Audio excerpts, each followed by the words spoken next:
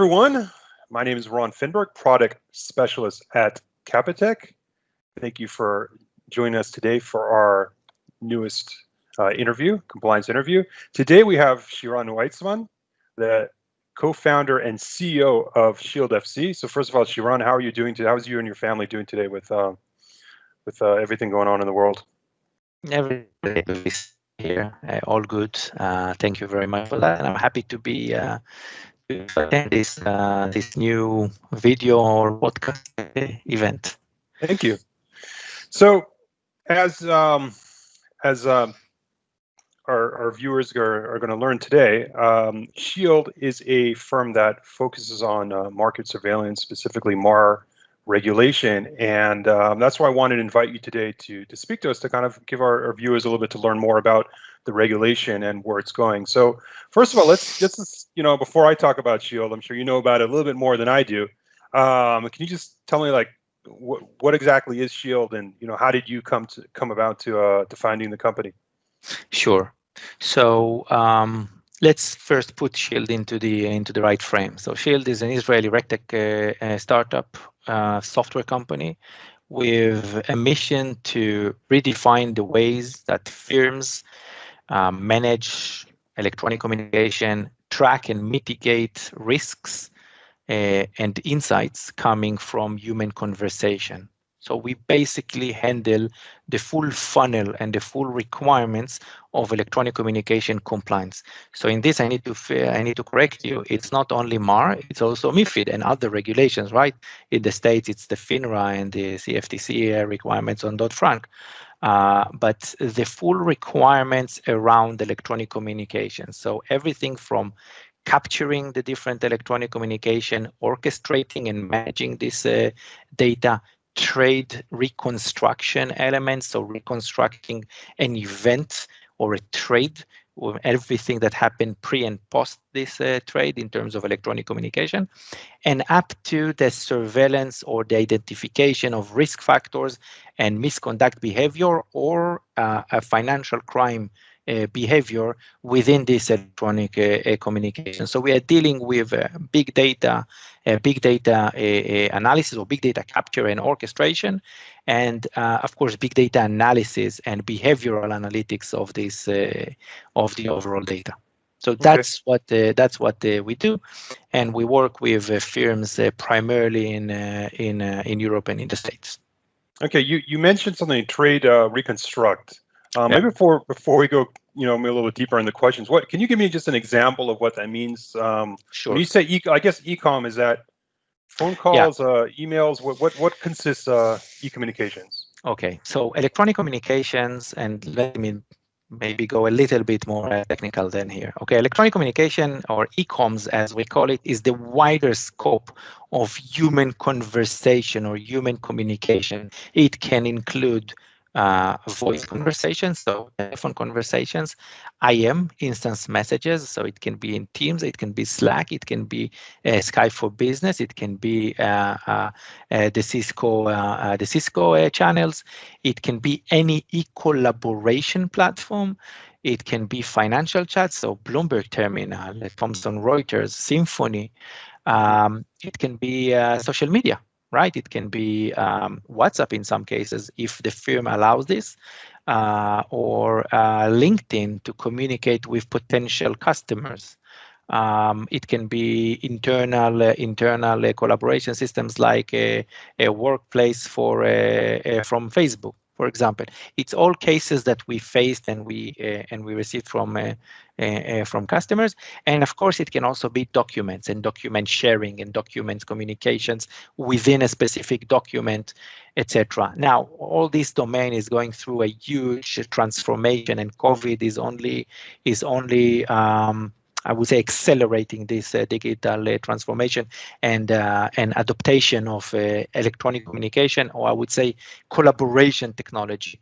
But yeah, everything that people and two humans or a group of people can share ideas and information, and with this is a very positive things, but can also collude and can also share information that may lead to front running or insider dealing or spoofing or anything that colluding about a market surveillance item is part of our focus. Now, you were asking about trade reconstruction. Trade reconstruction is a phrase very common in the industry in this, meaning that given the firm knows of a specific trade, and as you know, when we are talking about trade data, it's very structured, so it's easy to track, and there is a lot of platform already in the firm to handle that. But given that you know on a specific trade or execution, the ability to reconstruct what happened before and after in terms of the persons that were involved, the counterparties that were involved, this is key in order to understand the thema of that specific trade. So that sometimes the regulator will come and ask, well, this transaction happened, or this this trade happened.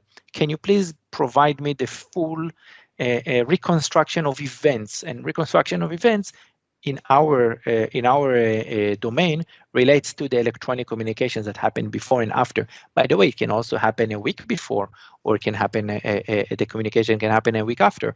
But this is the overall requirement, and the challenge is to tie. How do you classify and how do you tie specific events, specific electronic communication to an event that happens sometimes in the that happened, right? How do you tie it when something is structured data, which is a trade, is specific? There is a specific event with counterparties that trading with a trade ID.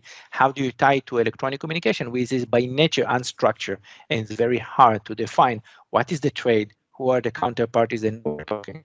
This is the technological challenge that we are we are facing, and anyone in the field of electronic communication is facing. Okay, now you mentioned an example where for trade reconstruction, where like a regulator is asking for someone to give them information about that. Yeah.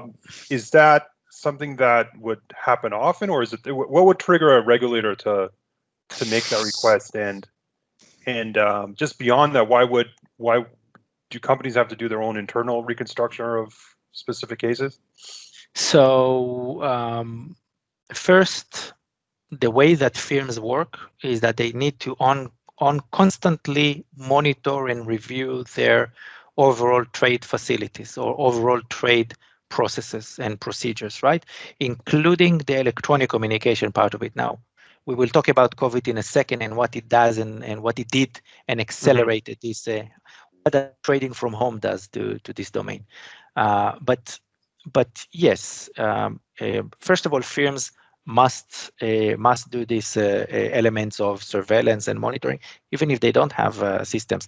Then to do it manually, then it's much more complicated and much more difficult and lacking the audit and very problematic to comply with regulation. But still, they have to do it one way or another. Regarding regulators, the answer is yes. Regulators can come and ask, by the way, not only for market abuse, right? They can also come in cases of, I don't know, fraud or AML cases, and request the firms to provide X amount of data that may relate to that specific traders or that specific manager in the firm, and they want it before and after that event.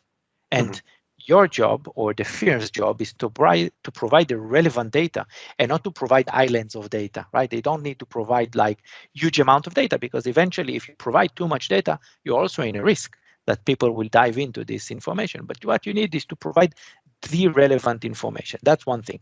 But yeah, regulators will definitely request data from firms to clarify things. And also, when there is an event or there is an alert, all the processes of STOR requires them to reconstruct, to provide the relevant data together with the alert and together with the suspicion activity. Okay, so you, I guess you jumped ahead a couple of the questions I had here. I was very curious to understand like where do companies really struggle when it comes to this type of surveillance? But you covered two of them. One when you made that long list of e-com. What's defined as e-com? So I imagine there's a lot of companies that are struggling with capturing all the data, especially all the social stuff. And then you mentioned in terms of being, even if you're capturing it, maybe providing too much data. Beyond those two items, where else are companies really struggling when it comes to their market surveillance? Well, first of all, the two items that was mentioned before. One of the problems with not having a compliance hub or a professional platform to capture all the electronic communications is one that you are managing each of these e-coms channels, each of these channels separately in a silo, and then you need to try to understand how you can get the information out of it, how we can then analyze it. Each of them is in a different format, etc., etc., etc. Okay, that's one thing. The other thing, and it's much more complicated these days, is okay, what do you do if you want to add a new channel? Usually in a tier 1 or tier 2 financial firms, adding a new channel on authorized channels of communication within the firm, it's a very tedious process. It takes, someone told me that on average it's take 9 to 12 months, because it needs to go through a lot of approvals, and one of the more complicated ones are the compliance approvals. What do you do? How do you retain the data? How do you capture the data? How do you retain, and how do you surveil this information? And how do you make sure that it stays there for an X amount of years? Okay, but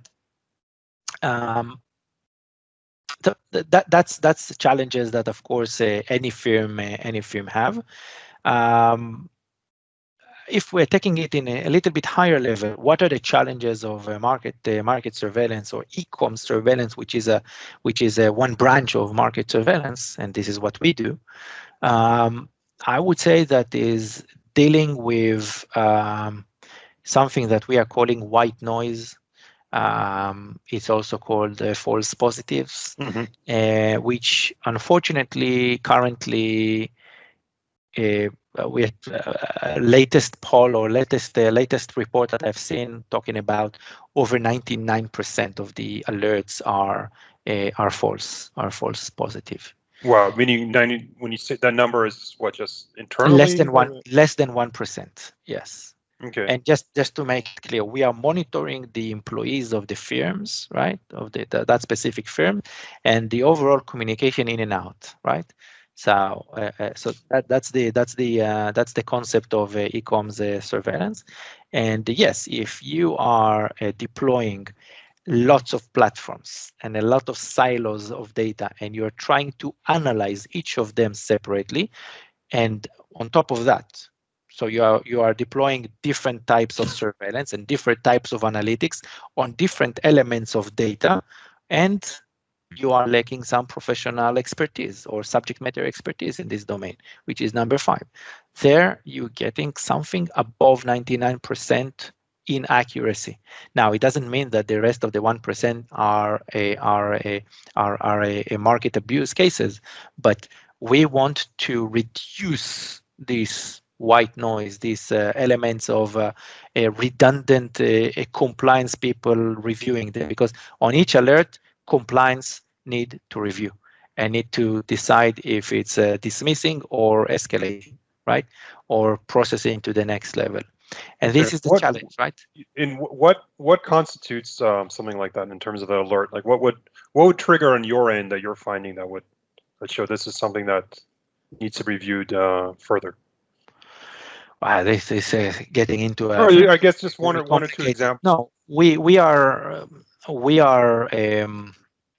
building or we are continuously building behavioral models and behavioral patterns that knows how to analyze sentiment, NLP, and lexicon and different elements of behaviors, right? Okay. So an alert can be, you are telling me, hey, Shiran, this conversation, you mentioned many times the word market abuse, or I mentioned market abuse. So in a non-professional system, there will be several alerts coming out of this conversation. Now, we want to suppress these alerts, okay? We think that it's not relevant. Okay, because the context and the sentiment and who the people are, if they are a trader and a sales guy, then maybe it's relevant. But if there are two traders talking about something that they shouldn't talk about, then I need to raise raise an alert. Now, how do I know all of this information? It's not only based on the context or the text of the electronic communications that is being taking place. It's also coming from the uh, enrichment data, or I would say different systems that exist in the firm, such as product information, such as HR data, such as insider information coming from deal management, list management, personal account dealing, employee conflict of interest. All of these systems exist in the bank, and they can fit, and then you can analyze them in light of the electronic communication. So this is the very wider element of analyzing electronic communication in the wider context of data. Okay, and again, so it's data within financial firms, within compliance organization. okay. So I guess to kind of like give us a general explanation of it, you're more focused on the context than actually what's being said, because the context can be more useful. And that's interesting, because I heard one time Mark Cuban, after he got hit with like an SEC fine, or he was brought in to testify about something, and his big complaint was that if you just are reading 3 or 4 text messages out of 1,000 of them, you don't have that context, and anybody can be found to be doing some insider trading, or or criminal. Absolutely. If you're only looking for that. That's a good point. Absolutely, and it's waste of time and effort and money eventually, both for the regulators and for the firms to spend on something like that. And that's the type of alerts that need to be, maybe we need to trigger, but very little, in a very low priority. Okay. Moving on in this, so I guess now that a lot more has gone because of COVID and people working from home, e-com is probably a lot more than it used to be in terms of what or there's e-com is probably staying the same, but the solutions, what people are using to do their electronic communications has changed. So what's taking place now, and what are the main things that people should be realizing about these changes? So first of all, I would say this pandemic was a huge catalyst for growth in a general digitalization of a firm. And we personally currently experience a significant increase in demand because of that, because most of the firms moved to work from home. We call it trading from the kitchen, right? So what does it mean to work from home? On one hand, having the traders communicating much more or only via electronic communication and not verbally or face-to-face. So that's one element, and because of that, because of their customers also working from home, and customers and counterparties, there is a need to deploy and for them to adapt quickly different means of communication. So Teams is huge, right? But Zoom is also huge and is being adapted very quickly. That's on one hand, right? So how do you very quickly capture and analyze all this communication? On the other hand, on the challenge of compliance, well, compliance used to be on the floor. They used to supervise by being there, and that was a level of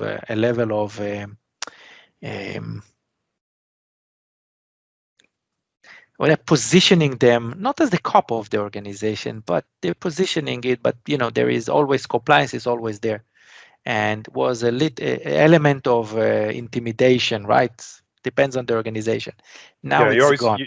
You have those old books, those 1970s, 80s trader books, and they say that our risk management and compliance was a guy behind us walking around with a big bat in his hands, and yeah, so it's not like that these days, but as the element, basically it's a human behavior, right? As a human, if you know that someone is watching you, like you're going in a bus and you know for sure that there is a ticket, someone that is verifying the ticket, you will not even think about getting into the bus without a ticket. But if you know that no one is there, and you're in a hurry, and you know that you're going to miss the bus, then you're getting into the bus, right? Without a ticket, and you're taking the risk. It's exactly the same behavior. So the risk level has been grown, and the compliance team. So what that one on one hand, traders can be tempting. It's very tempting for trader to be a little bit more in a risk level, specifically because of the scenario that I just described. On the other hand, compliance team and the surveillance team, suddenly they are relying purely on digitalization. So they need to rely on system and procedures that we put in place. And these environments need to be as accurate as possible and as covering as much as possible because of everything that I explained, because they can not go down to the floor and speak with the guy. Hey, what exactly did you say? Why did you speak with him? What is the nature? What is the trade? Well, you know that you're not allowed to do that. Now they need to rely only on systems. Mm-hmm. Okay. So the need and the requirement has been grown dramatically because of that. Okay, so it's not only putting in place things to do the surveillance, but just as well as the monitoring tools to do the internal Absolutely. monitoring of what people are doing. Okay, Absolutely. That's an interesting point. And in terms of just you mentioned you're having a lot of growth in demand in this. How are you seeing companies comply with these new demands that are falling on them? Or is it something that people were handling, or they just figure would go back to office soon, or most companies kind of getting around to prioritize this, to put in place these situations to be able to capture this information? Recently I spoke with people both in the city of London and in Wall Street. I don't think that anyone have in mind going back to the office the way that it used to be, at least until mid or end of next year. Mm-hmm. So we are talking about a situation that will be in place for at least a year, if not more. Some organizations are going back to work, but with a lower capacity. Some are spreading their traders in different places. Again, in order not to create dependency on a group and them to be infected, etc. So no, it will not change. We don't think it will change, and it requires firms to take steps, and we see them accelerating their processes towards it. We also attended, I think 2 months ago, a very nice webinar from that they interviewed the guy who is responsible for that in the FCA in the UK, and he specifically mentioned that working from home, they used the FCA also moved to work from home, right? Fully and relying fully on system in the cloud, which is very positive, and they supported all the firms and towards all the move from work from home, specifically in order to allow smooth transition and business as usual. But now they keep on mentioning and reminding them that they need to improve their surveillance and monitoring procedures, and specifically about electronic communication. Okay, I've noticed, and I guess that this will also be tested sometime soon by an audit or anything like that. Okay, that's what I was going to add. I wanted to add on that is that I've noticed quite a few beyond the FCA, quite a few NCAs have been mentioning market surveillance and the work from home as an area of importance. Have they been creating any tests yet, or is it more just theoretical at the moment? And or there's specific demands that they've made yet, or whether the UK or the US or anywhere else? I think it's not specifically for the UK or the US. Everywhere that we speak with potential customers, we know for sure that the FCA was visiting them and gave them instructions and audited their existing procedures and told them, look, you have 6 months, you have a year, you have 4 months to fix it or to show us improvement. And it's starting to enforce this market abuse and market surveillance and e-com surveillance requirements are starting to be enforced more and more. Okay, so the regulators aren't just mentioning it. No, they are starting to enforce it. I'm just wondering how an audit will take place now when it's a COVID day. So it will also will be done remote. Okay, I want to end on just one last question in terms of back to the work from home. With all the different technologies that people are applying to be able to work from home, is there anything specific that's easier to work with in terms of being able to data capture? I know Bloomberg's problems in terms of e-com a few years ago, that opened the door for a Symphony to come in there in order to provide some internal solutions for their product to do the monitoring. But in terms of other products that are out there, you mentioned Slack, WhatsApp. What works well in terms of data capture? Well, in terms of data capture, it's, I'm kind of transparent to me, all of this. I'm talking about, to answer this question, I would say for tier 1 and tier 2 banks or financial institutes, they usually work with Microsoft tools. And that's the wider scope of Teams. And Teams is complicated, but much more information is floating through Teams these days. That's one thing, and yes, all the other, and Teams not as an instant messages, but also as a wider collaboration platform. So Team is big and has a significant position here in financial services. Symphony is very strong. Of course, Bloomberg and Thomson Reuters, but they have their own challenges. Regarding social media, it's always a very sexy topic to speak about, right? Everyone wants to be able to know if you capture WhatsApp and if you do all of these items. But in fact, financial firms are not allowing their employees to communicate via these channels with customers. Very rare that you find a financial firm that is allowing this. So, in fact, it's a nice thing to have, but it's not mandatory. Not yet. Not yet. We see more often the need to capture a Twitter feed, or to capture LinkedIn communication of a certain person, a certain group, than to capture their WhatsApp. But that's also coming. We see it's coming. Symphony have a solution now to communicate and capture the WhatsApp as well. Yeah. Okay. All right, Shiran. Thank you very much for this information. It's very informative. And good luck with your own working at home and your company's growth in the future. Thank you very much.